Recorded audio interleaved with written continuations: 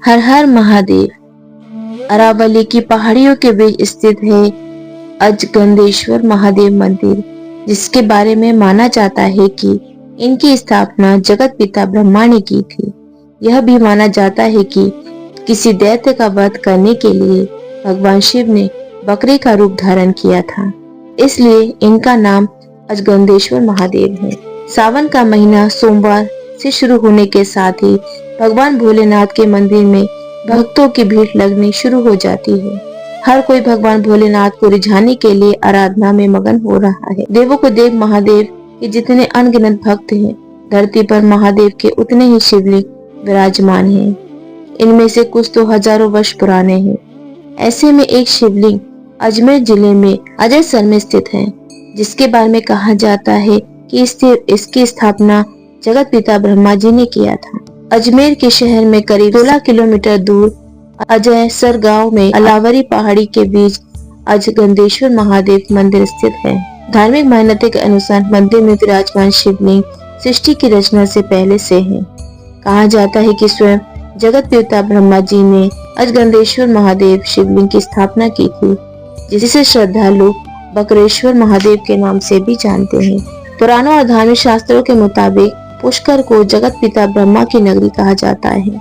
बताया जाता है कि यहीं से जगत पिता ब्रह्मा ने सृष्टि की रचना की थी, लेकिन उससे पहले अपनी बसाई नगरी से सृष्टि यज्ञ किया था।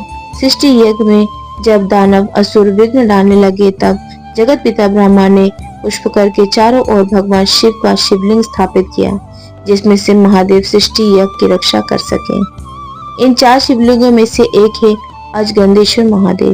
मंदिर के चारों ओर पहाड़ और जंगली जंगल है। मंदिर के समीप प्राकृतिक रस्ती झरना है और ठीक पीछे जंगल में एक छोटी सी बावड़ी है, जिसे गंगा बावड़ी के नाम से जाना जाता है।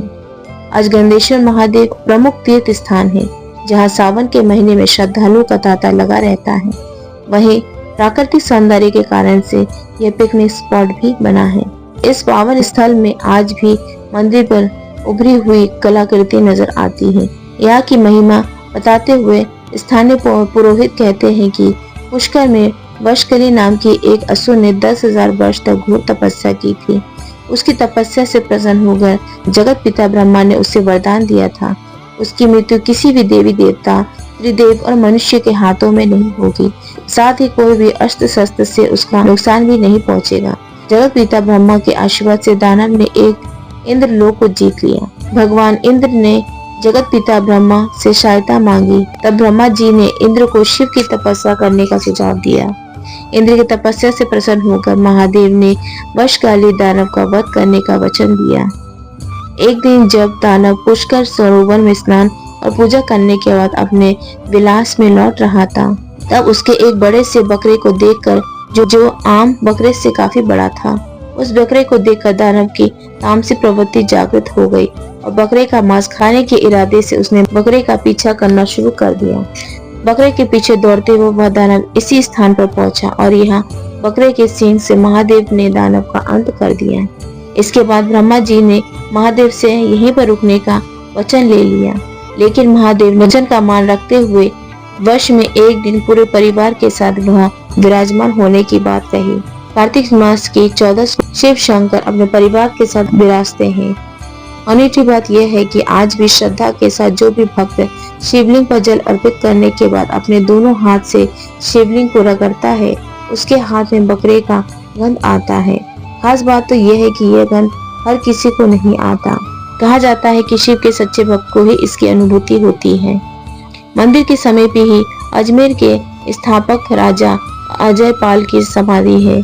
महाराज अजयपाल महादेव के अनन्य भक्त थे और प्रतिदिन महादेव के शिवलिंग पर जल चढ़ाया करते थे।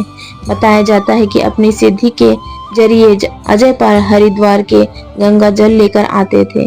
उनकी भक्ति से प्रसन्न होकर गंगा मैया ने उन्हें वरदान दिया कि वह अब उन्हें यहाँ आने की जरूरत नहीं, वे स्वयं ही प्रकट होंगी। मंदिर के पीछे जंगल में गंगा बावड़ी वह स्थान है जिसका जल कभी नहीं सूखता।